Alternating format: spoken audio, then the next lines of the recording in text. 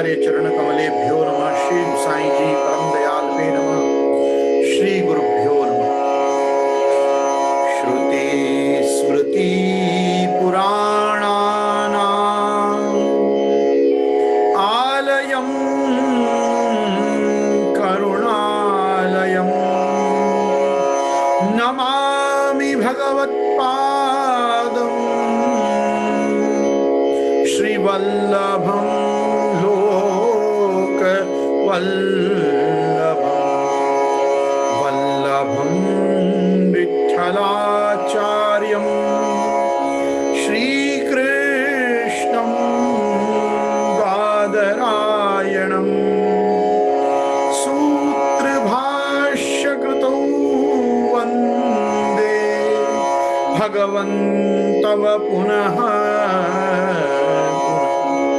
वल्लभाचार्य दिव्याज्ञा प्रतिभासर उज्ज्वला दिगंत व्यापिनी भूया साहिलोकहितैषी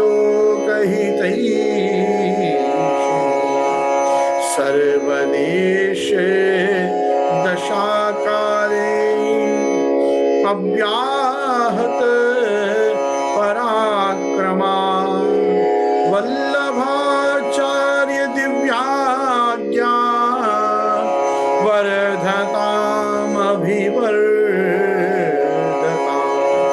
नत्वा श्रीवल्लभाचार्यान् पुष्टिमार्गोपदेशकान् विठ्ठलेशान् गुरुन् स्तौमि बालकृष्ण मम प्रभुं श्रीकृष्णाय नमः। श्री गुरुभ्यो नमः। उपस्थित समस्त प्रियजन, वल्लभीयजन, वैष्णवजन, मैं गोस्वामी गोविंद राय आप सभी का हमारे जूमांतर्गत इस सत्संग सदन में फेसबुक एवं यूट्यूब पर हमारे साथ जुड़े हुए आप सभी सत्संगियों का मैं खूब खूब स्वागत करता हूं।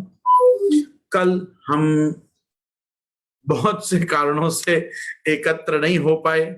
उसका एक कारण ये है कि मैं खुद भी मधुराधिपतिर अखिलम मधुरम की तरह पूरे दिन मधुर ही मधुर हो रहा था मिश्री खा खा के, और काफी लोग जो मुझे पवित्रा धरा रहे थे वो 9 बजे तक मुझे पवित्रा ही धराते रहे, जिन कारणों से मैं आप सभी के बीच में सत्संगार्थ उपस्थित नहीं हो सका, जिसकी मैं क्षमा चाहता हूं। और क्षमा तो मैं इस बात की चाहता हूं कि मैं आपको पूर्व सूचित नहीं कर पाया कि कल व्याख्यान नहीं है। और उसका एक सामान्य सा कारण ये रहा कि मुझे खुद नहीं पता था कि मैं 9 बजे तक निवृत्त नहीं हो पाऊंगा। मुझे ऐसा था कि 8 साढ़े 8 तक पवित्रारोपण का या पवित्रा श्री गुरुदेव को धराने का जो क्रम है वो मेरे यहाँ संपूर्ण हो जाएगा। लेकिन कल एक बहुत मैं आप सभी मेरे जूम परिवार के साथ ये वस्तु को बांटना चाहता हूँ।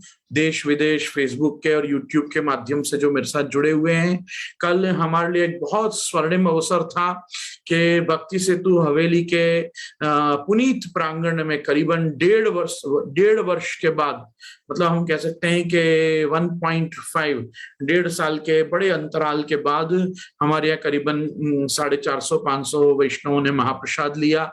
और जब वैष्णव हमारे यहाँ आके पातल पे बैठ के भगवत प्रसाद लेते हैं तो उसकी संतुष्टि हमको अद्वितीय ढंग से होती है। उसकी कोई उपमा ही मैं नहीं दे सकता। इतना अप्रतिम संतोष हमको होता है जब गुरु घर आके, और मैं सच कहूं तो बिल्कुल जो निरपेक्ष निस्वार्थ भाव से एक पिता के घर बच्चे जैसे आते हैं और सहजता से वहां रहते हैं, वैसे जो आग्रह पूर्वक मांग मांग के मारी पातल पेला करी दो, मारी पातल पेला करी दो, जो एक उत्साह उत्सव का वो प्रकट करते हैं, तो उत्सव यथा मन आह्लाद, उनके मन का आनंद और प्रसाद लेने का आग्रह ही वास्तव में हमारे उत्सव को द्विगुणित और चतुर्गुणित कर देता है।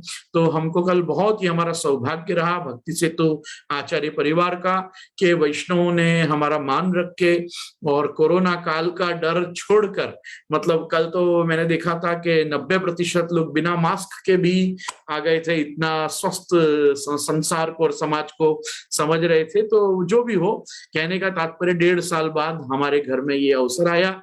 और ये अवसर तो क्योंकि भक्ति सेतु में एक एक परंपरा, एक कल्चर, ट्रेडिशन की रूप में बार बार आता ही रहता था पूर्व में, तो कोविड-19 से पूर्व।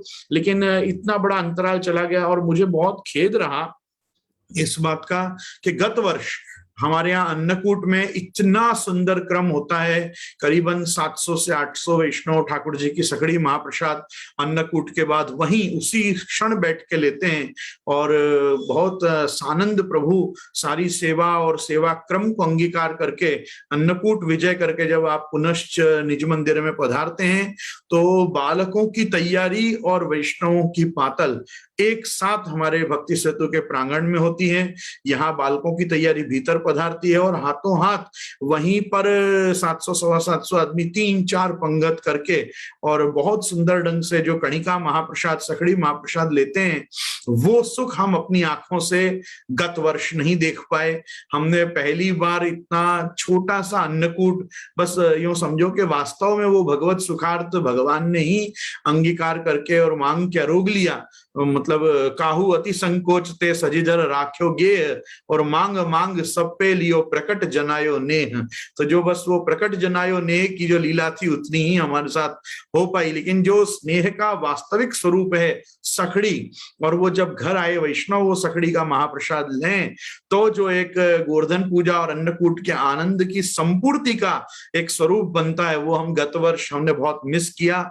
मैं आगामी महाभोग के महाप्रसाद लेने वाले जो नंद महोत्सव के दिन सब एकत्रित होते हैं और अन्नकूट पे जो प्रतिवर्ष हमारे यहाँ पधारते हैं, और आपको मालूम है हमारे वापी का तो इतना गजब का कल्चर है, मैं आपके साथ शेयर करता हूँ, हम हमारे विषय में प्रवेश करें उससे पूर्व, कि यहाँ वापी जो अपने आप में एक इंडस्ट्रियल देश है, इंडस्ट्रियल गांव है, यहाँ पे जीआईडीसी की प्रधानता है, पूरा लोग इंडस्ट्रियल सर्कल होने के कारण सब लोग यहाँ व्यापार व्यवसाय इन प्रतिष्ठानों के लिए ही एकत्रित होते हैं। औद्योगिक शहर है, सीधी भाषा में कहें तो। यहाँ काफी माइग्रेंट्स हैं, सौराष्ट्र, काठियावाड़, गुजरात के विभिन्न प्रांतों से आकर और मुंबई आदि शहरों से आकर बसे हुए वैष्णव भी यहाँ पे आके रहते हैं सब साथ में। तो यहाँ का जो एक कल्चर है वो बहुत कुछ हमको सौराष्ट्र और काठियावाड़ की परछाई रूप में हमको यहाँ वो कल्चर दिखता है। तो जो यहाँ वैष्णव में जो हमारे यहाँ मंडान का क्रम होता है कि जो वैष्णव मंडान हो, वैष्णवों की पातल हो और सब पूरा गांव एकत्रित होकर जिस ढंग से महाप्रसाद ले, उस कल्चर को हम आज भी जीवंत और ज्वलंत रूप से यहाँ पे वापी में देख सकते हैं। लोग बहुत आग्रह पूर्वक एक बार अनाउंसमेंट हो के आज यहाँ सखड़ी महाप्रसाद का क्रम है। मैं जब यहाँ नया नया आके बसा तो बहुत लोग इसकी भर्त्सना करते थे, इसको मतलब ऐसा क्या कहते हैं स्वरूप घटाते थे इस महाप्रसाद लेने के क्रम का। वो किस प्रकार से मैं आपको बताऊंगा कि जैसे किसी वैष्णव से या व्यवस्था के आधिकारिक वैष्णवों से कुछ बात करो इस विषय की कि अपन इतने लोगों को महाप्रसाद दिवाएंगे तो कितने लोग हो जाएंगे, तो लोग कहते थे अरे प्रसाद न लखी दो ना तो घना आओ से, तो प्रसाद न लखी दो बदा प्रसाद या भगत छे आम छे तेम छे करके, मतलब ऐसा बताते थे जैसे खाने के बारे में आप लिख दोगे तो लोग ऐसे ही चले आएंगे। तो मुझे वो बात बहुत हर्ट करती थी, क्योंकि मुझे सर्वदा से विश्वास रहा कि पुष्टिमार्गीय वैष्णव समाज बड़ा यो आत्मगौरव संपन्न और अपन इसको जिसको कहते हैं ना हिंदी में बड़ा खुददार व्यक्ति है, कोई ऐसे खाने कोई कहीं नहीं चला जाता है मतलब। तो जो लोग सच में यहाँ आते हैं, पातल की भावना रखते हैं और जो ढंग से प्रसाद पाने की इच्छा रखते हैं जो ढंग की, वो हकीकत में उनकी सखड़ी महाप्रसाद लेने की तलब है, ना कि खाना खाने की। खाना भारत में खाना खाने तो लोग कहीं भी चले जा सकते हैं, लोग चाइनीज रेस्टोरेंट के काउंटर पे भी खड़े होकर ऐसे भिखारियों की तरह खा रहे होते हैं, वो सब तो हम देखते हैं। मतलब हमको मालूम है कि ऐसे कहीं भी जाके चर लेना पशुवत, वो एक अलग क्रम है। और एक आग्रह पूर्वक गुरु घर आना, माता पिता के घर आए, जैसे बच्चे सामने से कहते हैं हम इतने लोग हैं, हम यहीं खाएंगे और हम यहीं इतने लोग तो हैं आज पूरे दिन आपके साथ, तो एक वो जो एक आत्मीयता जो हमको वैष्णवों के साथ वो पूरा, जैसे आप लोग जयकार में बोलते हो श्री वल्लभ कुल परिवार की जय, वैसे हमको भी ऐसा लगता है ये पूरा वैष्णव परिवार एकत्रित हुआ। और वैष्णव परिवार में कोई जाति नहीं, कोई प्रकार के स्टेटा ये सब कुछ भी नहीं, सब लोग एक साथ एक पंगत पे बैठने वाले। तो ये जो माइग्रेंट्स लोग हैं जो अलग अलग सौराष्ट्र काठियावाड़ के विभिन्न भीतरी जगहों से आके और यहाँ पे औद्योगिक और व्यावसायिक स्तर पे यहाँ के बसे हैं, वो लोग भी जो ढंग से वापी में कल्चर, ट्रेडिशन, हमारी संस्कार, संस्कृति, परंपराओं का जो निर्वहन करते हैं, और मैं उस परंपरा का एक बहुत सुंदर आपको एक बात बताऊंगा कि जैसे नंद महोत्सव हुआ, तो नंद महोत्सव में तो जो सुबह महाप्रसाद सरता है और रात को महाभोग की सखड़ी सरती है। तो महाभोग की सखड़ी जब सुबह सरती है, यशोदा जी का थाल, पहले गौग्रास निकलता है, यशोदा जी का अनसकड़ी का थाल होता है और सब बालकों की तैयारी निकलती है। उसके बाद हमारा पूरा महाभोग भी हम बाहर भेज देते हैं। तो जितने लोग गोपी ग्वाल, जितने लोग यहाँ पे ठाकुर जी के नंद महोत्सव के किलोल में एकत्रित होते हैं दधी कादो के प्रसंग में,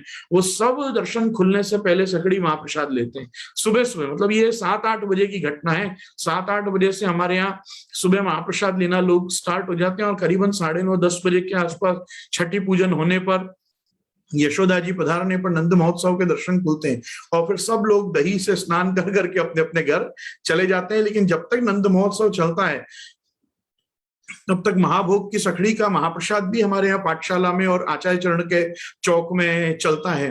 तो ये एक दृश्य अपने आप में इतना अद्भुत और इतना अलौकिक होता है कि जहां मतलब अलग अलग कास्ट, क्रीड, कम्युनिटी और अलग अलग प्रकार के समुदाय के वैष्णव, जिनमें कुछ वैश्य होते हैं, कुछ क्षत्रिय होते हैं, ब्राह्मण वैष्णव होते हैं, सब होते हैं, ये सब आके जो ढंग से महाप्रसाद लेते हैं। हमने तो कभी इस चीज में ऐसी भावना नहीं रखी कि खाने के बारे में लिख दो तो बहुत लोग आ जाएंगे। नहीं, जो लोग आते हैं वो पूरे सज्ञान पूर्वक आते हैं कि हम महाप्रसाद लेने पातल पे बैठने जा रहे हैं। आपको मालूम है, पातल में बैठ के खाना अपने में दीनता लाता है।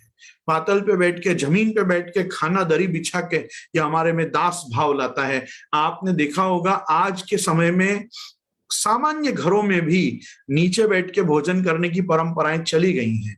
हर व्यक्ति डाइनिंग टेबल पे ही बैठ के खाता है और मतलब बिल्कुल यूं देखो, फिर से अपने ठाकुर जी में भोग चौकियों का क्रम है कि प्रभु आप सिंहासन पे विराजते हैं और आप भोग चौकी लगती हैं और सामने लोग ठाकुर जी आप अरोगते हैं। तो मैं कोई इस चीज का विरोध नहीं कर रहा हूं, मैं तो ये बात कह रहा हूं ठाकुर जी भी हम प्रकृत भाषा में, लोक भाषा में कहें तो आप प्रभु डाइनिंग टेबल पे ही अरोगते हैं। लेकिन जो एक अपने यहाँ आपोसन की परंपरा, पातल की परंपरा, नीचे बैठ के पट्टा पे भोजन करने की जो एक अपनी भारतीय संस्कृति का जो एक स्वरूप है, तो वो भारतीय सनातन जमीन पे बैठ के 5 उंगली से बिना चम्मच के भोजन करना, ये भी एक बड़ी यो रसात्मक, हमारे यहाँ के पाक शास्त्र की रसात्मक शैली है कि किस ढंग से हम हमारे यहाँ बने हुए पकवानों का और व्यंजनों का रसास्वादन हमारी 5 उंगलियों से, मतलब जैसे हम हमारे पूरे 5 ज्ञानेंद्रियों को ये 5 उंगली से अपने मुख में भेजे हुए अन्न के द्वारा जैसे तृप्त कर रहे हो, वो प्रकार से तो आज भी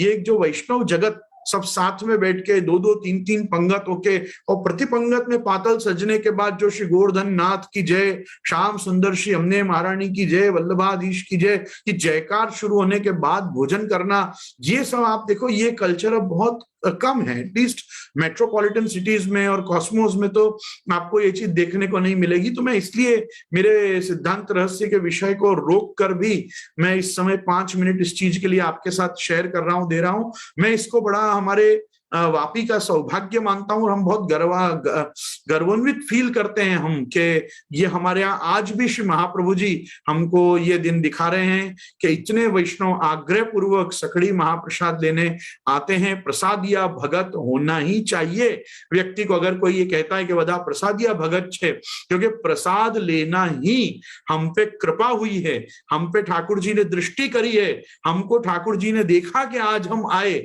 उसका फल ही है कि आज हमको वहां प्रसाद मिला। अगर हम वहां गए, जैसे हमको किसी ने, हम कहीं जाएं और कोई पार्टी में हमको कोई कुछ पूछे ही नहीं, देखे ही नहीं, कुछ ऑफर ही नहीं करे, तो हमको कैसा नेग्लेक्टेड फील होगा। मैं हमारे यहाँ इसीलिए दर्शन खुलते हैं, तब चाहे भले तुलसी जी, बीड़ी जी, ठाकुर जी जो उत्थापन आदि में आरोग्य हो, ऐसे फल फूल का बांट या जो आज की सामग्री हो उस सामग्री का बांट, एक बांट की प्रथा भी वैष्णवों को गुरु घर में बंद नहीं होनी चाहिए कभी भी। कणिका तो कणिका सही, पातल पे बैठे तो भले मणि का खा जाए, पर हम घर आया है तो कम से कम वो कणिका लेके जाए। तो फल फूल, प्रसादी तुलसी, चरणामृत, झारी जी का जल, ये सब है ना, ये हमारे संप्रदाय के एक स्वरूप बनाता है। हाँ, दक्षिण में कैसे लोग जाके आग्रह पूर्वक तीर्थ लेते हैं, मंदिर में जाते हैं तो तीर्थ लेते ही हैं, तो वो तीर्थ लेने की जो अपने यहाँ परंपरा है अपना सबसे बड़ा तीर्थ कौन सा? श्री यमुना जी। और यमुना जी का स्वरूप क्या? झारी को जल। तो अपने यहाँ सब वैष्णव आते हैं और मुखिया जी अथवा जो भी अपरस के विभाग के लोग होते हैं वो उनको झारी का जल देते हैं। तो एक झारी का जल लेना, प्रसादी बीरी, प्रभु का चरवित तांबुल। आज चरवित तांबुल की महिमा कितनी है आप देखो। ठाकुर जी ने रास करते करते गोपी जनों को भी संग में अपने चरवित तांबुल प्रदान किया। श्री गोसाई जी ने अपना प्रसादी चरवित तांबुल सबसे पहले श्री कल्याण राय जी को दिया, और कल्याण राय जी को हृदय में जो वो चरवित तांबुल का रस स्थापित हुआ, उसका प्रादुर्भाव श्री हरिराय महाप्रभु का प्रादुर्भाव माना जाता है। तो गोविंद राय जी के पुत्र कल्याण राय जी को, श्री गोविंद राय जी के पुत्र कल्याण राय जी को सबसे पहले श्री गोसाई जी ने वो चरवित तांबुल दिया, उनके हृदय में वो भाव स्थापित हुआ। श्री गोसाई जी का स्वरूप, गोसाई जी के द्वारा प्रकटित ये संप्रदाय के सिद्धांत और उनका फलस्वरूप श्री हरिराय महाप्रभु का प्रादुर्भाव माना जाता है। उसी के अनुरूप जैसे हम भायला कोठारी के प्रसंग में भी देख सकते हैं कि उनकी पुत्री गोमती, उसके वर ये जो गोपाल दास जी वो गूंगे थे, उनको भी आपने चरवित तांबुल दिया। वाणी तो स्फुरी सो स्फुरी, साथ में पूरा वल्लभाख्यान प्रकट हुआ। तो एक प्रसादी बीरी लेना, प्रसादी तुलसी जी लेना, प्रसादी जल लेना, भगवत प्रसाद का सेवन करना, ये सब तो गुरु घर आने पर होना ही चाहिए। मैं इसकी एडवोकेसी करता हूं। इसके लिए चाहे जो भी व्यक्ति इनका विरोध करता हो कि फ्री में नहीं लेवू, फ्री क्या है? कुछ फ्री नहीं है। हर व्यक्ति अपने पारिश्रमिक की सेवा तनुजा या वित्तजा रूप में आके हवेली में करता ही है। ऐसा कोई वैष्णव नहीं आता है जो कुछ सेवा किए बिना जाता हो। तन मन धन, मन से भी लोग सेवा करते हैं, मन से भी लोग आके हवेली में बैठ के पाठ करते हैं, धोड़पद करते हैं, सत्संग करते हैं, कीर्तन करते हैं। वहां एक हवेली में जैसा होना चाहिए वैसा वहां का वातावरण, एक एम्बियंस वैष्णव क्रिएट करते हैं। ये कल का जो दिन था, यह आत्मनिवेदन स्मरण जयंती दिवस मूल रूप में तो वैष्णवों का उत्सव था। हमारा तो हो गया एकादशी के दिन, आचार्य चरण को ब्रह्म संबंध की आज्ञा, ब्रह्म संबंध का उपदेश जो भी हुआ है वो सब तो एकादशी पे हुआ है। कल का दिन क्या था? कल का दिन तो वैष्णव सौभाग्य दिवस था। वैष्णवों का जो सौभाग्य प्रकट हुआ वो कैसे हुआ कि दमला यह मार्ग तेरे लिए प्रकट कियो है। तो जो मार्ग दमला के लिए प्रकट किया, अगर उन सब दमलाओं ने ही मिलके इस उत्सव को न मनाया हो तो फिर कैसा उत्सव और काय बात की पवित्रा द्वादशी। तो हम तो यही कहते हैं, केवल गुरु घर आना और गुरु को पवित्रा धराना, मिश्री अरोगाना और चरण स्पर्श भेंट आदि करके चले जाना, ये ही कल्चर नहीं है। कल्चर ये भी है कि वहां अपने गुरु, अपने पिता के घर आना, आग्रह पूर्वक मांग के प्रसाद लेना, वहां यदि प्रसाद की व्यवस्था हुई हो तो पातल पे बैठ के खाना और उससे अपने में दीनता और दास धर्म का एक संस्थापन करना, या ऑलरेडी जो है उसको रिचार्ज करना कि ये हमारा कल्चर है, ये हमारी ट्रेडिशन है, हमारा पैटर्न है। लोग पातल उठाने तक में भी जो वैष्णव वॉलंटियर्स रहते हैं, जो पूरा मंदिर मार्जन करने वाले वैष्णव रहते हैं, उनकी कितनी बड़ी सेवा है। आप देखो कितने असंख्य भगवत भक्तों को खड़े रह के महाप्रसाद लिवाते हैं, प्रसाद लेने के बाद पातल उठाते हैं, पातल उठाने के बाद मंदिर मार्जन करने तक की सेवा में जो वैष्णव खड़े रहते हैं, उन वैष्णवों का स्वरूप किसी फौजी से कम नहीं। किसी फौजी से, जैसे देश की रक्षा में जैसे फौजी खड़े रहते हैं, वैसे ये हमारे मार्ग के परंपराओं की रक्षा में ये वैष्णव खड़े हैं। ये ठाकुर जी की सजावट में, सज्जा में, मंदिर विभाग में किन किन सेवाओं में जुड़ पाए न जुड़ पाए, लेकिन वैष्णव धर्म के जो सोपान हैं वो हरि गुरु वैष्णव गौ और ब्राह्मण, ये सबकी सीढ़ी के रूप में बने हुए हैं। कुछ लोग वैष्णवों की सेवा करते हैं, कुछ लोग गुरुजन की सेवा करते हैं, कुछ लोग ब्राह्मणों की सेवा करते हैं, कुछ लोग गाय की सेवा करते हैं, कुछ लोग ठाकुर जी की भी सेवा करते हैं। तो ये सब जो क्रम है, ये हरि गुरु वैष्णव गौ और ब्राह्मण, इनकी सेवा करना ही वैष्णव धर्म है, यही वैष्णवत्व है। और जब इतने सारे वैष्णव एकत्रित होके और हमारे घर को ये इस ढंग से और यूं समझो कि हमारे उत्सव का उत्साह द्विगुणित करने के लिए जब एकत्रित होते हैं, तो हमको वास्तव में लगता है कि श्री महाप्रभु जी की कृपा अद्यावधि प्रचुर मात्रा में बरस रही है। प्रचुर मात्रा में वैष्णवों पे महाप्रभु जी कृपा है। कोई भी वैष्णव ऐसा नहीं है जो कृपा के दायरे में ना आया हो, और अगर वो वहां तक पहुंच पाया है, यहाँ श्री महाप्रभु जी भी, हमारे गादी जी में भी कल कितने वैष्णव ने हमसे आज्ञा ली हम गादी जी को पवित्रा धराएं, हमने कहा जरूर धराओ। अब गादी जी का भी एक विशिष्ट स्वरूप होता है, स्थान होता है, महात्म्य होता है। तो लोग अपने ढंग से गादी जी में पवित्रा धरा के बिल्कुल ऐसी अनुभूति करते हैं जैसे हमने बैठक जी में जाके श्रीमद आचार्य चरण को धराई। मुझे कल 2 वैष्णवों ने पूछा कि इनको आपको धरा के संतोष नहीं होता, इनको महाप्रभु जी को भी धराना है। मैंने कहा अरे भाई, इसमें एकदम अच्छे अर्थ में लेना चाहिए इस स्वरूप को भी। हमको वो श्री वल्लभ नंदन करके धरा रहे हैं। जैसे महाप्रभु जी ने आज्ञा करी ना कि गोसाई जी को भी मेरो ही स्वरूप करी जानियो, तो महाप्रभु जी को ही स्वरूप करी के हमको पवित्रा धर रहे हैं। आचार्य चरण श्री गोसाई जी के रूप में हमको, गोसाई जी के बालक, गोसाई बालक, गोस्वामी बालक के रूप में वो पवित्रा धर रहे हैं, तो भी बहुत अच्छी बात है। वो आचार्य चरण के रूप में पवित्रा धर रहे हैं, तो भी अच्छी बात है। यहाँ तो भाव की उत्कृष्टता है, तो भाव के वैविध्य से भाव में उच्चता या तुच्छता नहीं आ जाती। भाव तो भाव है। किसी का ये भाव है कि यहाँ साक्षात आचार्य चरण आप रूप से विराज रहे हैं, तो मैं उनको भी पवित्रा धरूं। जैसे 2-3 बालक विराज रहे हों, तो क्या ज्येष्ठ क्रम से पवित्रा नहीं धरेंगे? जरूर धरेंगे। जो सबसे बड़े बालक होंगे पहले उनको धरेंगे, फिर उनसे छोटे बालक को धरेंगे। तो जैसे हम एक बालक को धर के क्यों नहीं ऐसा सोच लेते हैं कि एक को धर दिया ना, आ गया ना सब में, ऐसा नहीं। वैसे ही कोई अगर ऐसा आग्रह रखता है कि मैं गादी जी को भी पवित्रा पृथक रूप से धरूं, तो उसका स्वागत होना चाहिए।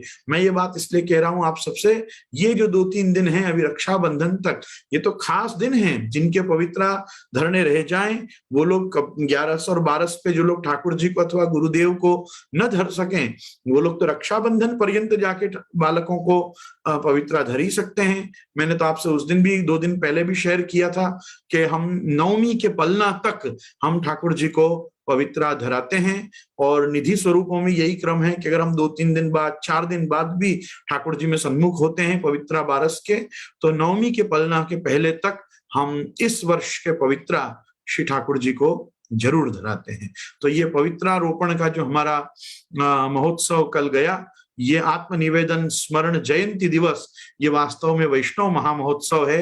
वैष्णव में दामोदर दास जी हरसानी जी और कृष्णदास जी मेघन, इनका जो ब्रह्म संबंध सबसे पहले प्रातः द्वादशी के दिन हुआ, इससे पूरे वैष्णव जगत में ये ब्रह्म संबंध लेने की परंपरा का संस्थापन हुआ।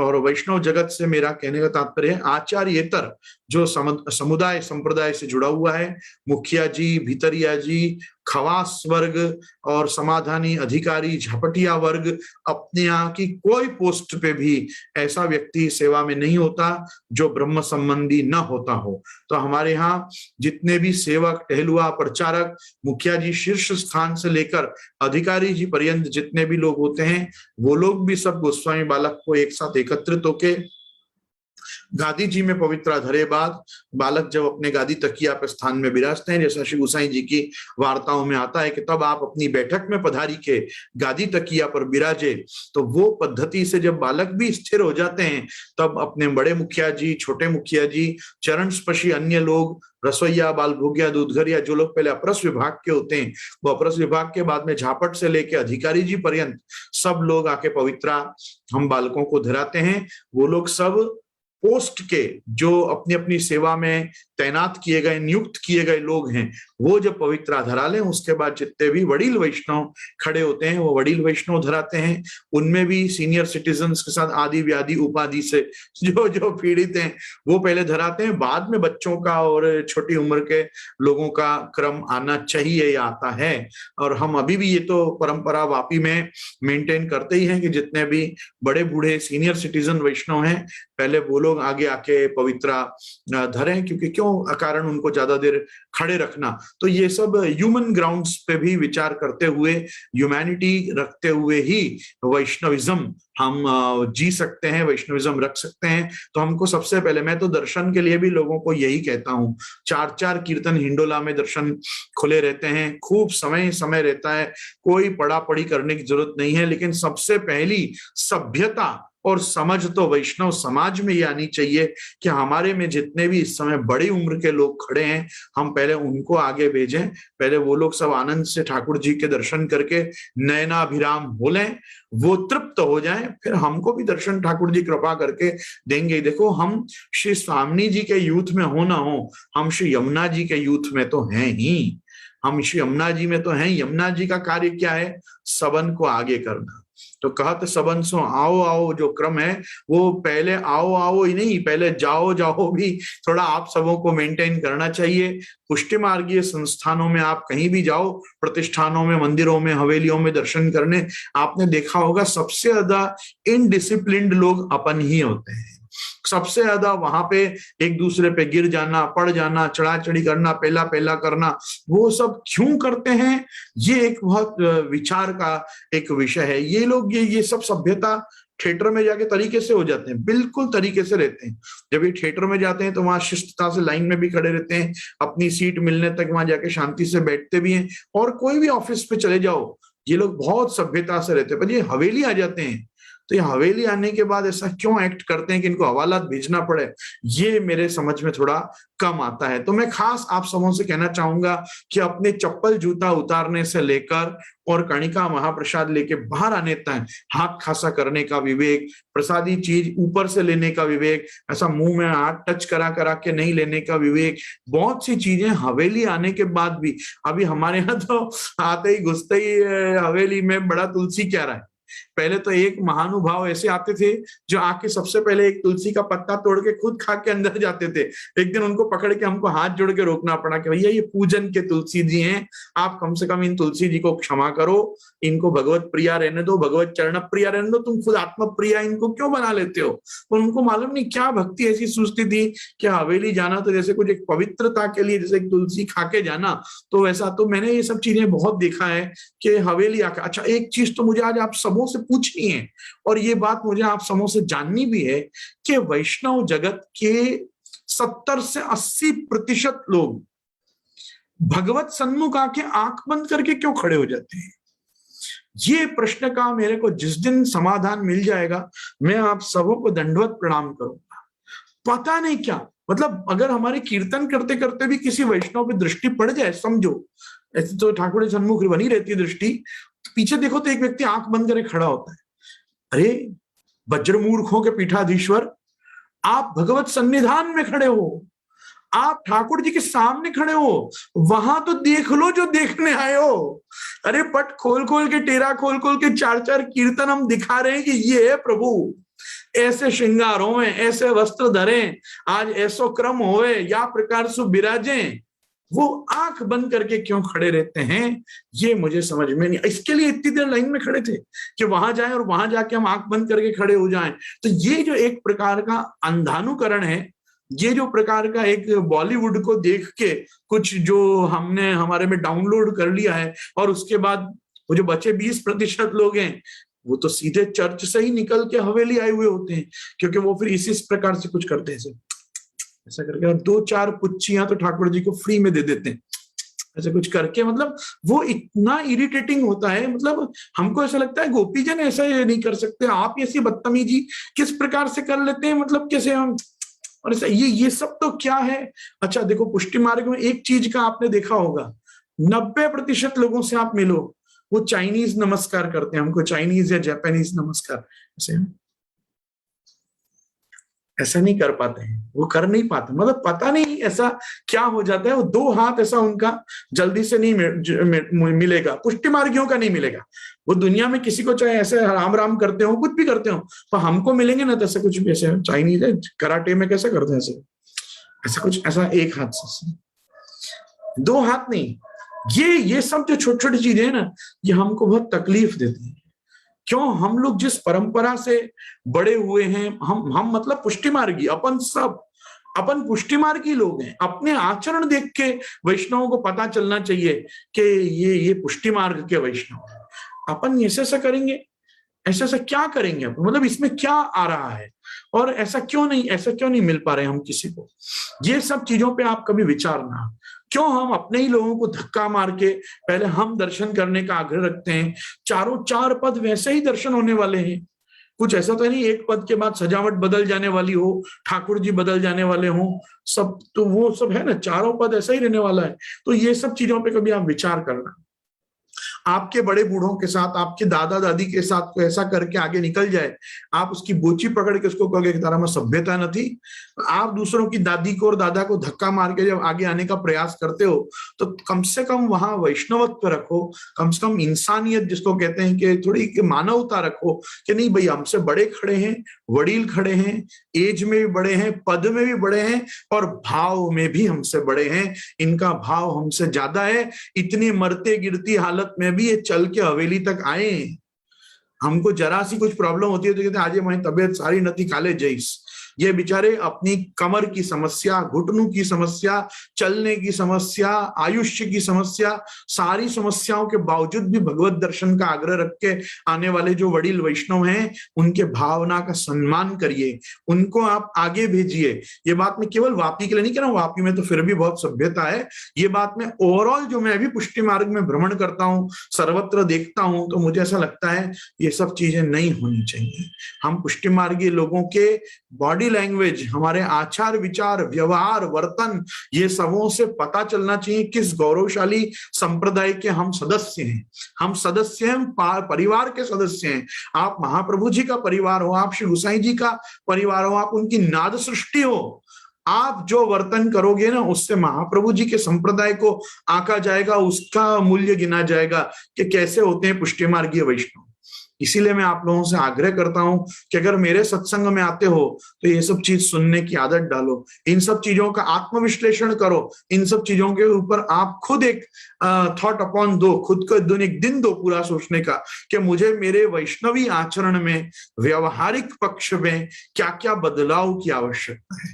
मैं क्या ढंग से बदलूं अपने आप को कि मैं जब कहीं खड़ा रहूं तो वो केवल मैं ना रहूं, मेरे साथ पुष्टि मार्ग खड़ा है, ऐसी लोगों को भावना आवे और वो भावना से लोग पुष्टि मार्ग को हाथ जोड़ के और प्रणाम करें कि वाह आज हम एक वैष्णव से मिले, आज हमको एक बहुत अच्छा वैष्णव मिला, उसमें क्या सभ्यता थी, क्या संस्कार थी, क्या शालीनता थी, क्या शिष्टाचार थे, कितना उसने सबको साथ में लेके वो चला, सब बड़ों को आगे लाया, सबसे पहले सबको दर्शन कराए, महाप्रसाद मिला तो पहले दूसरों को दिया, सबको मिला कि नहीं मिला वो चेक किया। ये सब चीजें बहुत जरूरी हैं, बहुत जरूरी हैं।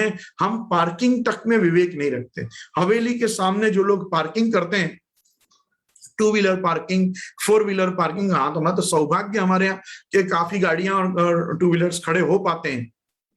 पर आप विचार करो, पुष्टि मार्ग में 90% हवेलियां तो ऐसी जगह पे हैं जहां सबसे बड़ी समस्या ही पार्किंग की, और विशेष करके महानगरों की हवेलियां जो हैं वो तो सबसे ज्यादा दूरदर्शिता की विचारधारा से परे ढंग से संस्थापित की गई। आज की आधुनिक हवेलियों की भी मैं कह रहा हूं, मालूम नहीं क्यों लोग उसकी पार्किंग स्पेस का कोई विचार ही नहीं करते हैं हवेली कहीं भी संस्थापित करने से पहले। तो खैर अन्य देता ये सब विषय, लेकिन उन सब चीजों में भी हमको बहुत कर्टियस रहना चाहिए कि हमारे साथ और वैष्णव जो आएंगे वो लोग कहाँ पार्क करेंगे, वो लोगों की गाड़ी कैसे खड़ी रहेगी। तो ये सब जो छोटी छोटी चीजें हैं, ये तो मतलब हमारा भारत देश है कितना कुछ मामलों में विचित्र है कि हमको तो प्राचीरों पे लिखना पड़ता है, यहाँ थूकना मना है, यहाँ मूतना मना है, कुछ इस प्रकार की यदि हमको शिक्षा अगर लोगों को देनी पड़े कि यहाँ ये करना मना है, यहाँ ये ऐसे रहना मना है, यहाँ ऐसा करना चाहिए, तो मुझे उतनी ही दुख और उतनी ही मतलब आप समझिए कि पीड़ा होगी कि जैसे हमको भारत में लोगों को ये सब लिख के बताना पड़ता है। तो वैष्णव को कुछ बताना ही नहीं पड़ना चाहिए। वैष्णव जब जाके अपने वैष्णव संस्थानों पे खड़ा रहे, अपने प्रतिष्ठानों पे, अपनी हवेली, अपने मंदिरों पे जब वो जाए तो वो उसके घर में कैसे रहता है, कैसे घर को स्वच्छ रखता है, कैसे घर को सभ्य रखता है, कैसे घर के एक डिसिप्लिन और अपने बच्चों के ओबीडियंस के ऊपर वो काम करता है, उनके कैरेक्टर बिल्डिंग और कैरियर बिल्डिंग के लिए वो सोचता है, वो ढंग का हम पुष्टि मार्ग के परिवार के एक व्यक्ति हैं और हम जहां पे जा रहे हैं वो पुष्टि मार्ग का केंद्र है, वो पुष्टि मार्ग का स्थान है। इस स्थान में हमको कैसे रहना चाहिए, ये सब चीजों का विचार करना भी वैष्णव धर्म है। ये भी वैष्णव धर्म है। और लोगों को प्रेरित करना, संडे आओ, एकादशी ना दिवसे आओ, तुम्हें छुट्टी हो यदि उसे हवेली जरूर आओ। ये जब क्यों एक दूसरे को बोलना जरूरी है, क्योंकि एक दूसरे को हम ये भी बताते हैं नया मॉल कहाँ खुला है, नया थिएटर कहाँ खुला है, नया रेस्टोरेंट कहाँ खुला है, अभी एक बहुत अच्छी जगह में शॉपिंग करके आया, मैं एक बहुत अच्छा डेस्टिनेशन घूम के आया। तो जैसे हम लौकिक में लोगों से फालतू में फालतू बात भी शेयर करते हैं और उसको हम अपने मनोरंजन मानते हैं, वैसा ही आत्मरंजन के लिए आध्यात्मिक और अलौकिक वस्तुओं को भी शेयर करना चाहिए। आपने कोई अच्छा अनुभव कहीं जाके प्राप्त किया है तो वो अनुभव लोगों से बांटना चाहिए, वो लोगों को बताना चाहिए वहां मैं गया था, कल मुझे बहुत आनंद आया, दर्शन तो हुए ही, बालक भी मिले, वहां उनके पास बैठा, 4 बात मैंने सुनी, वहां उनने ये एक बहुत अच्छी आज्ञा की, XYZ। मतलब मैं आपको दृष्टांत दे रहा हूं, आपको अपने अनुभव लोगों से बांटने चाहिए और खास कहना चाहिए तुम भी आया करो, तुमने पवित्रा धरे के नहीं, तेरे अभी तक पवित्रा धरने बाकी हो तो अभी राखी तक ठाकुर जी पवित्रा धरते हैं, नंद महोत्सव तक प्रभु को अपन पवित्रा धर सकते हैं, जा पवित्रा धरा क्या।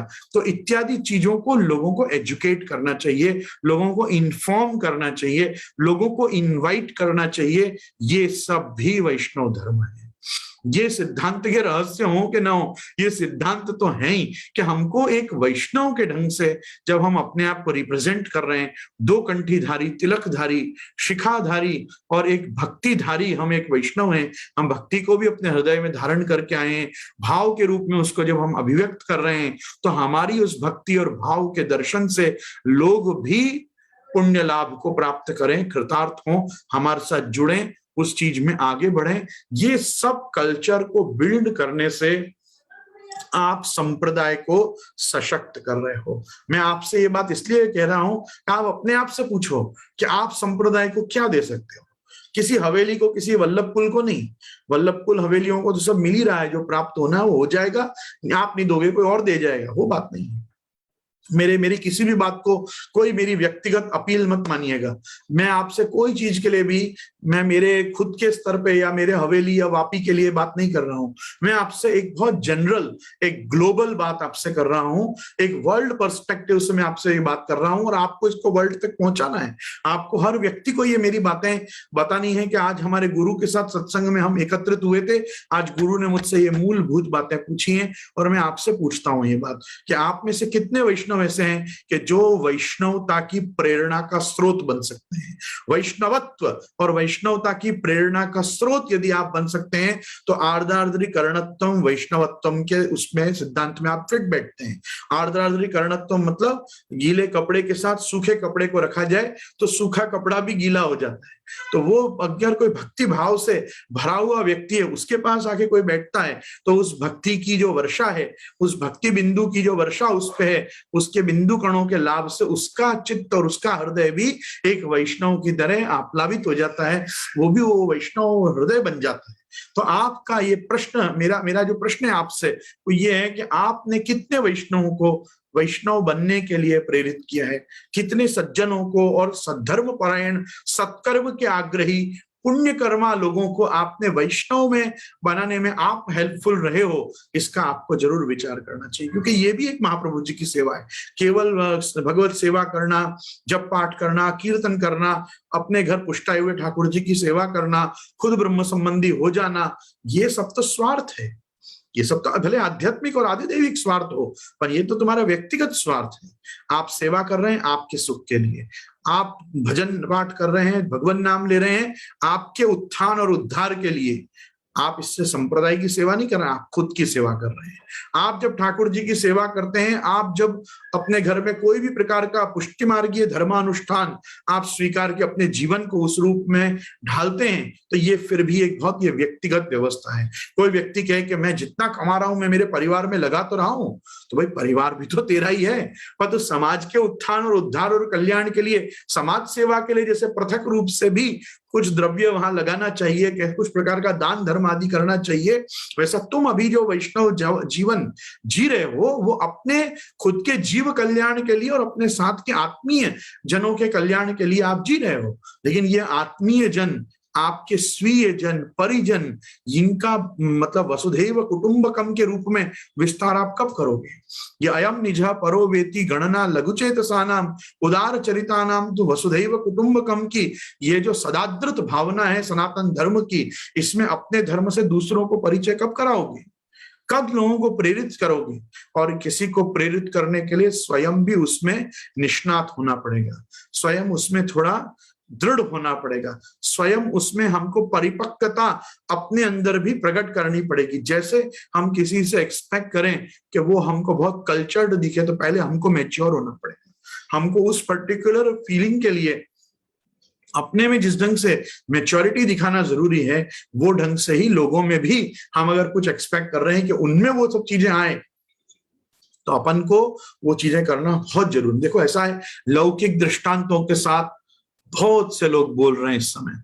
मुझे आपको बहुत सारे लौकिक दृष्टांत देके मेरे इस सत्संग के स्तर को लौकिक नहीं करना है, लेकिन हमको नहीं भूलना चाहिए हम सब अभी लौकिक जगत में लौकिक ही हैं।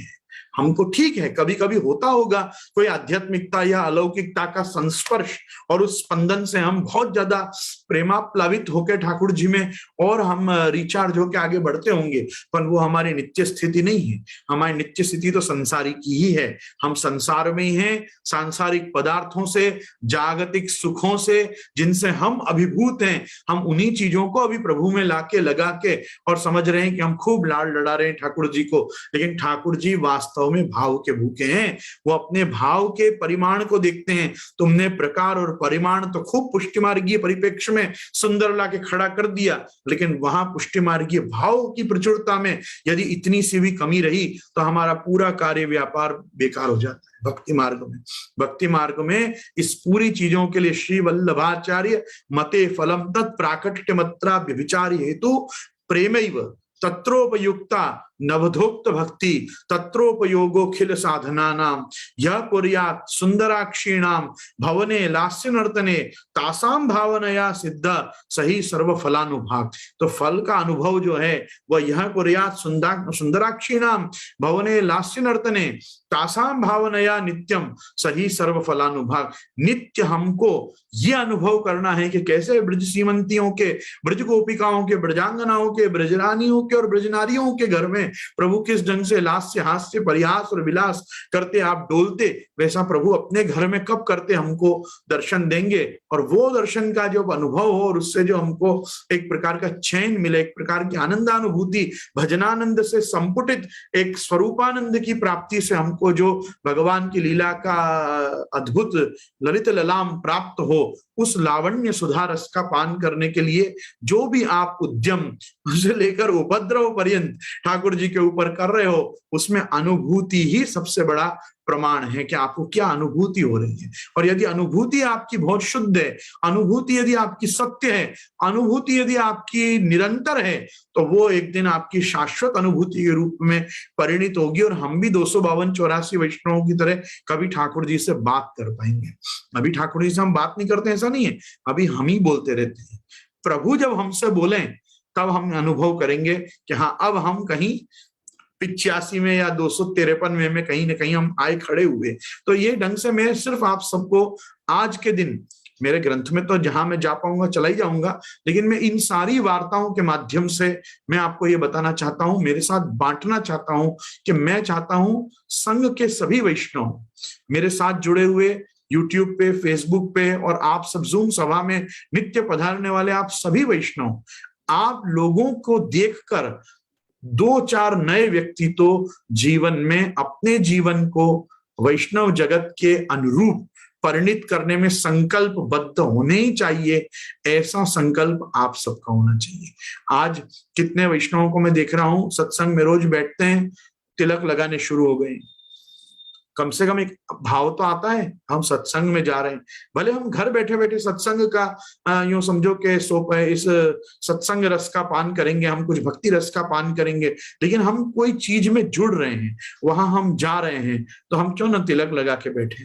कुछ लोग वेशभूषा का भी आग्रह रखते हैं। वेशभूषा का आग्रह भले नित्य ना हो, बड़े बड़े उत्सव पे ही हो, पर ऑनलाइन सत्संग में भी सत्संगी के चेहरे पे भगवत चरणारविंद का चिन्ह देखकर जो आनंद की अनुभूति मुझे होती है, उसको मैं शब्दों में आपको सामने अभिव्यक्त नहीं कर सकता।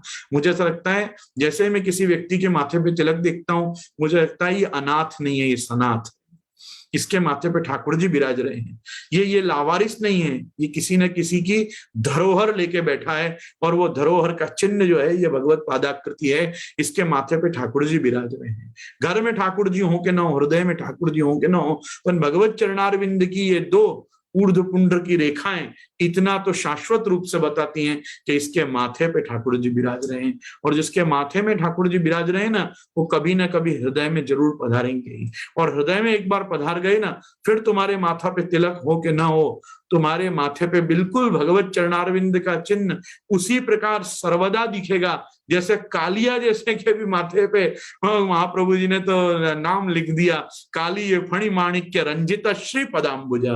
तो जो भगवान का श्री पदाम्बुज जो है, वो जब कालिया जैसे वयम खला सहोत्पत्तिया तामसा दीर्घमन्यवा, अरे नागपत्नियों ने तो प्रभु की स्तुति की, प्रभु जब खूब नाच लिए, उसके फण फणार्पितम हो गए प्रभु जब, तब क्या हुआ, तब सबको लगा कि अब कालिया नाग आएगा और कालिया नाग भी प्रभु से क्षमा मांगेगा।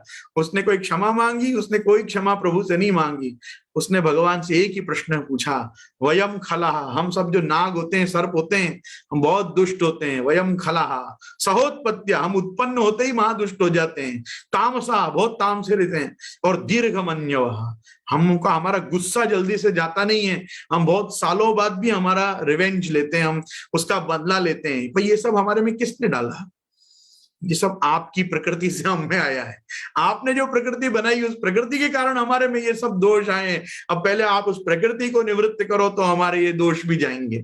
मतलब इस प्रकार से आगे वो बोला, अपन कम से कम बोला तो क्या, कि ये सब आपकी दी हुई वस्तु है, चाहे दैवी संपदा हो कि आसुरी संपदा हो, तो संपदा तो प्रभु आपकी है। अब आपका अगर मैं हूं और आपने मेरे माथे पे यदि अपना चरण चिन्ह धरा है, तो अब आप मेरी प्रकृति को भी बदलो, प्रकृति से विकृति भी जाएंगी, और विकृति के जाने पे मुझे अब वो वास्तव में स्वीकृति आएगी कि मैं कौन, मेरा क्या कर्तव्य, मेरा क्या धर्म, और मुझे क्या करना चाहिए। तो मैं यही कहना चाहूंगा, पहले सर्वप्रथम प्रत्येक वैष्णव दो कंठी का रक्षण करे, अपने गले में कंठी पहनने का आग्रह सदा सर्वदा बनाए रखे, जय श्री कृष्ण नामोच्चारण को कभी ना भूले, तिलक लगाना बंद ना करे, शिखा रख सके बाल बचे हो कपाल पे तो केशावली के साथ साथ उन रोमावलियों में से कुछ शिखा रूप में भी मेंटेन करे।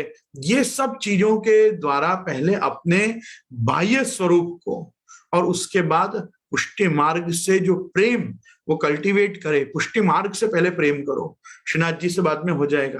पुष्टि मार्ग से प्रेम करने के लिए गिरिराज जी यमुना जी से प्रेम करो, श्री वल्लभ कुल से प्रेम करो, वल्लभ कुल के पास जाओ, उनके पास बैठो, चार प्रश्न करो, गीता जी की आज्ञा मानो, तद विद्धि प्रणिपातेन परिप्रश्नेन सेवया उपदेक्षयन्ति ते ज्ञानम ज्ञानिनस् तत्वदर्शी भी, तो तत्वदर्शियों के पास जाओ, वहां जाके बैठकर भगवत चर्चा करो, भगवत संबंधी बात करो, मार्ग के रहस्य पूछो, पुष्टि मार्ग में जो दर्शन करके आए हो वो दर्शन के अपने अनुभव बताओ कि आज मैंने ये दर्शन किए, ये देखा, आज मैंने प्रभु ने धरा था, ये क्या था, ये आज क्यों धरते हैं, आज का क्या क्रम है। कुछ प्रसाद पाओ, कुछ चीजें ऐसी लगे कि आज ये कुछ मैंने नई चीज चखी, तो पूछो ये क्या सामग्री आज ठाकुर जी अरोगे थे, ये बहुत सुंदर थी, मुझे भी ठाकुर जी को अरोगानी है। पुष्टि मार्गीय पाक शास्त्र जैसा विस्तृत कोई पाक शास्त्र नहीं है। भारतीय पाक कला में यदि कोई सर्वोच्च स्थान कोई संप्रदाय रखता हो तो वास्तव में पुष्टि संप्रदाय रखता है। दूध घर, अनसकड़ी, सकड़ी, नागरी, फलहार, अपने यहाँ कितने तो सेक्शंस हैं कि जिनके द्वारा ठाकुर जी को भोग आता है। तो आप देखो, और उसके बाद भी आप देखो पुष्टि मार्गीय मानस का पतन, पुष्टि मार्गीय आज के आधुनिक पुष्टि मार्गीय वैष्णव मानस का पतन। हमने सुबह भोग लगाते हैं, हम दोपहर को भोग लगाते हैं, हम सांझ को भी भोग लगाते हैं। लगाते हैं मतलब क्या, फेविकॉल से लगाते हो, सेलो टेप से लगाते हो, गम से लगाते हो, भोग लगाते हैं, क्या होता है। अच्छा, कितने लोग तो कमाल की चीज होते हैं, कितने लोग तो ऐसे बोलते हैं हमने भगवान को प्रसाद चढ़ाया। अरे भगवान को यदि तुम ही प्रसाद चढ़ा दोगे तो वो रिटर्न में क्या देंगे? अरे सामग्री रखी हो को, सामग्री धरोगे, प्रभु स्पर्श करेंगे, अरोगेंगे, सूंघेंगे, देखेंगे, कुछ भी करेंगे, तब वो प्रसाद बनेगा ना। तब तक तो वो सामग्री है। प्रसाद चढ़ाया मतलब क्या, और कहाँ चढ़ाया, किसके माथे पे ले जाके रख दिया। चढ़ाना क्या होता है, तो ये भोग लगाना, प्रसाद चढ़ाना, ये सब कोई शब्दावली है। पुष्टि मार्गियों को ऐसा बोलना चाहिए। मतलब ये तो कैसा हुआ, किसी ने किसी से कहा मेरे को एक चाय देना, और किसी ने कहा मैंने उसके माथे पे रख दी है। अरे मैं तेरे माथे पे रख के तो गया, चाय रख के गया तेरे माथे पे। अरे माथे पे रख के गए कि दे गए, ये तो एक विचारो कैसा बोलते हैं लोग। अब ये कहाँ बोला जाता है, क्या बोला जाता है, मैं इस प्रपंच में नहीं पढ़ूंगा। मर्यादा मार्ग में क्यों ऐसा बोला जाता है, या पूजा मार्ग में लोग क्यों ऐसा बोलते हैं। अब पूजा मार्ग की तो पंचायत यहाँ करो ही मत पुष्टि संप्रदाय में। वहां कोई कहेगा ऋतु फलम समर्पयामी, तो एक पूरा सफरचंद उठा के रख दिया जाएगा। हम ठाकुर जी अगर मांगेंगे कि मेरे को एप्पल खाना है, सफरचंद खाना है, तो पूरा सफरचंद थोड़ी धर दोगे। अरे पहले सफरचंद को खासा करोगे, सफरचंद को सुधारोगे, उसके ऊपर बूरा और बरास और इलायची और कुछ पधराओगे, थोड़े छिलका वाले धरोगे, कुछ छिलका के बिना धरोगे, उनके बीज निकालोगे, 50 प्रपंच करोगे, तब ठाकुर जी में एक तबकड़ी लेके आप सफरचंद भोग धरोगे। तो आपको अगर ठाकुर जी को भोग धरना है तो उसके पहले कुछ प्रोसेसिंग और परिश्रम, ये दोनों जुड़ेगा तब प्रभु अरोगेंगे। अब वो कोई क्या मैंने फल चढ़ा दिया, फल चढ़ा दिया, भोग लगाते हैं, दीपक कर दिया। मतलब मैं तो बहुत चीजों को सुन के बड़ा आश्चर्य में रह जाता हूं कि ये पुष्टि मार्ग के इस धराधाम पे कौन से ग्रह उपग्रह से आके पड़े हैं। ये लीला के जीव तो नहीं लगते। ये लीला के जीव होते तो कम से कम कुछ दिनों में तो अपनी वाणी में सुधार लाते। इनकी वाणी ऐसी कैसी बनी रहती है। और आश्चर्य की बात देखो क्या, अभी ऐसा कपड़ा आता, अभी ऐसा कपड़ा पहना सकते क्या ठाकुर जी को। अरे वस्त्र बोलो, कपड़ा कपड़ा क्या होता है। कपड़ा पहना सकते मतलब कपड़ा नहीं पहना सकते, वस्त्र ऐसे धरा सकते हैं कि नहीं। तो भाषा का भी एक बहुत बड़ा रोल है संप्रदाय के साथ। क्यों हम आग्रह करते हैं ब्रजभाषा साहित्य पढ़ो, ब्रजभाषा देखो, ब्रजभाषा बोलो, ब्रजभाषा के कीर्तन करो। थोड़ी भाषा में माधुर्य आवे, भाषा में थोड़ा लालित्य आवे, भाषा थोड़ी ऐसी लगे कि ठाकुर जी के अनुरूप भाषा है। ठाकुर जी जिस भाषा से रिस्पॉन्ड कर सकें, आपको रिस्पॉन्स दे सकें, कुछ ऐसी भाषा बोलो। आप आपके ठाकुर जी से आपकी मातृभाषा in its purest form Gujarati भी बोलोगे ना तो चलेगा। लेकिन आप मर्यादा मार्ग, और मर्यादा मार्ग भी बेचारा बहुत अच्छा मार्ग है, वेद मार्ग, उसके भी शब्द नहीं है। ये तो कई महामूर्खों के लाए हुए सब शब्द हैं कि जो सब एकत्र करके और कुछ भी ढंग से देव पूजा के विभाग में बोलते हैं। मैंने तो कभी कोई देव पूजा के किसी मंत्र में भी नहीं ये चीज पढ़ी कि कहीं के लिखा हो कि अब ये चीज चढ़ाओ, अब वो चीज चढ़ाओ। और लोग जो सामग्री और सब साहित्य जो देव मंदिर लेके जाते हैं उसको बोलते हैं चढ़ावा। चढ़ावा, चढ़ावा कोई शब्द है। मतलब ये तो कुछ ऐसा प्रतीत होता है जैसे कुछ दहेज की चीजें एक साथ जोड़ी हों और कन्यादान में साथ में दी जा रही हों, और ये कुछ जबरदस्ती का व्यवहार हो, कुछ ऐसा लगता है चढ़ावा। तो ये चढ़ावा बोलना, भोग लगाना बोलना, और ये सब जो शब्दावली है, ये शब्दावली को ऑमिट करो, डिलीट कर दो, बॉयकॉट करो ये सब शब्दों को, और बोलो हम भोग धरवे आए, हम भोग धर के आए। अभी हमने ये सामग्री सिद्ध करी, अभी मैंने सामग्री धरी है, भोग सरे तब मैं प्रसाद दूं। तो प्रसाद और सामग्री इनके भी विभेद को समझ के बोलो। कैसे बोलना वो सोचो, कैसे देखना वो देखो। अब कुछ लोग वैष्णव दर्शन करने आते हैं तो ठाकुर जी में ऐसे दर्शन होते हैं। अरे घूरो मत, ठाकुर जी को घूरो मत, निहारो, प्रभु को प्रेम से निहारो। क्या धरा है क्या नहीं, अपन निहार सकते हैं। ऐसा मतलब एकदम ऐसा माइक्रोस्कोपिक टेलोस्कोपिक ऐसा ठाकुर जी मतलब हम उनके नेत्र देख के हम भयभीत हो जाते हैं कि ये ठाकुर जी को कैसे से देख रहा है। मतलब तो ये सब चीजों का भी एक देखो ऐसा है, धन्यास्त मूढ़ मतयोपि हरिण्य एता या नंद नंदन उपात विचित्र वेशम। आकर्ण वेणु रणितम सह कृष्ण सारा पूजाम दधुर विरजिताम प्रणयावलोकई। प्रणयावलोकई, अवलोकन भी बड़े प्रणय के साथ होना चाहिए। अरे वो मूढ़ मति वाले हिरणों को भी पता है, हिरण्य हिरणियों को, कि वो जब कृष्ण सार मृग के साथ ठाकुर जी जहां वेणुनाद कर रहे होते हैं, वहां सुन के जब वो आती हैं और आके जब वो पलक झपकती हैं, तो वो जैसे अपने नेत्र कमलों द्वारा प्रभु की पूजा कर रही हो। पूजाम दधुर विरचिताम प्रणयावलोकई, तो उनका ठाकुर जी को देखना भी ऐसा लगता है मान लो वो ठाकुर जी का पूजन कर रही हूं, नेत्रों से पूजन कर रही हूं। जब वो मूढ़मती हिरणियों को भी ये बात पता है, तो वैष्णव जगत को नहीं पता है कि वैष्णव को आके ठाकुर जी को कैसे देखना, कैसे निहारना। और जैसे मेरी बात शुरू हुई, आधे लोगों को तो देखना ही नहीं, वहां आते ही आंख बंद कर लेना। तो ये सब जो समस्याएं हैं, इनसे अपने आप से लड़ो, इन सब बातों से आप अपने आप से लड़ो। ये सब बातें आपको अपने आप में वैष्णव जगत से बाहर कर रही हैं। ये वैष्णवों की परंपरा नहीं है, ये वैष्णवों के संस्कार नहीं है, ये वैष्णवों के व्यवहार नहीं है। वैष्णव होना बड़े स्वाभिमान की, आत्मगौरव की बात है। वैष्णव होना बहुत एक अहंकार की, मैं तो कहूं घमंड की बात है, कि हमारे को दासोहम का जो अहम होना चाहिए। हम दास भी हैं तो किसके दास हैं? जाको वेद रटत ब्रह्मा रटत शंभु रटत शेष रटत नारद शुक व्यास रटत पावत नहीं पार रही, हम उनके दास हुए हैं ना, तो हमको बड़ा इसका गौरव होना चाहिए। तो ये सब बातों का जब आप स्मरण करो, चिंतन करो, सबसे पहले भूल जाओ आप और आपके आसपास कौन है। आप दो कंठीधारी आत्मनिवेदित शरणागत प्रपन्न वैष्णव हो। आपको कल से एज अ वैष्णव आपको क्या करना है? आप संकल्प लो। उत्सव आव्यो ते उत्सव आव्यो, बहु आनंद आव्यो। उत्सव तो आएंगे और जाएंगे और आनंद आएंगे दे जाएंगे, पर उत्सव पे संकल्प लो। ये पवित्रा एकादशी, ये पवित्रा द्वादशी पे बस ये संकल्प लो कि मैं मेरी भक्ति को और पवित्र करूंगा, मैं मेरी भक्ति को और पवित्र बनाने का प्रयास करूंगा। मैंने ठाकुर जी को पवित्रा धरा के ये संकल्प लिया है कि अभी तक मैं जितना पवित्र था उनकी कृपा से, उस पवित्रता के संपादन में मैं और प्रयास करूंगा। तो बस अधिकस्य अधिकम फलम, और अधिक विचारोगे तो अधिक फल मिलेगा। तो ठाकुर जी अभी इतनी सी भक्ति दे रहे होंगे, फिर इतनी भक्ति देंगे, इतनी भक्ति देंगे तो फिर इतनी भक्ति देंगे। तो भक्त्या संजातया भक्त्या, भक्ति के लिए भक्ति ही करनी पड़ती है।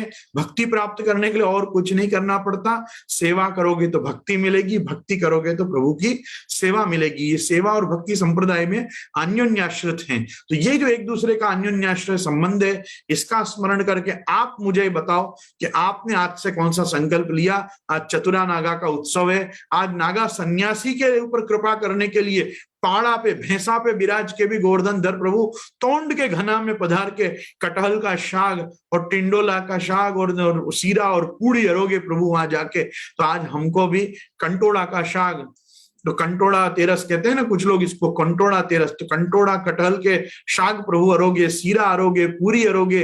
और ये आप कहाँ अरोगे? तोंड के घना, जहाँ कांटे गोखरू ये सब लगते रहते थे, और अपने आने जाने में कपड़ा जहां से फट जाए। कुम्मन दास जी ने पूरे पद में इसका वर्णन किया है। हमने श्रीनाथ जी की प्रागट्य वार्ता में ये पूरा प्रसंग पढ़ा और देखा था। तो मैं आप सबको यही कहना चाहूंगा कि आज तो बहुत बड़ा दिन है। आज श्री गोवर्धन धर नागा सन्यासियों के एक वृंद पे और उनके यूथाधिपति ऐसे चतुरा नाम के नागा पे कृपा करने के लिए भी श्रीजी बाबा आज पधारे। तो आज के दिन आपको ये संकल्प लेना है कि ये जो पवित्रा 11 और पवित्रा 12 गई, इसके फलस्वरूप मेरे गुरुदेव के आशीर्वाद से मैं इस साल क्या और संकल्प ले रहा हूं, जिससे मेरी भक्ति का वर्धन हो। मुझे देख के मेरे साथ 4 लोगों की भक्ति और बढ़े, और मेरे द्वारा कभी भी वल्लभ संप्रदाय का नाम, पुष्टि मार्ग का नाम मेरे कारण खराब ना हो, या कोई मेरे कारण, मेरे किसी भी आचरण से पुष्टि मार्ग कोई ना कोसे। अगर आप इतना भी करके दिखा देंगे ना, तो मैं समझता हूं श्री महाप्रभु जी कृपा के सर्वतोमुखी अधिकारी आप हो जाएंगे। क्योंकि महाप्रभु जी हमसे यही चाहते हैं कि कृष्ण भक्ति, कृष्ण नाम और कृष्ण सेवा का मार्ग मेरे को और आपको देख के लोगों में आए और लोगों की भक्ति बढ़े। बस इसी के साथ मैं आज आश्रय का पद करता हूं।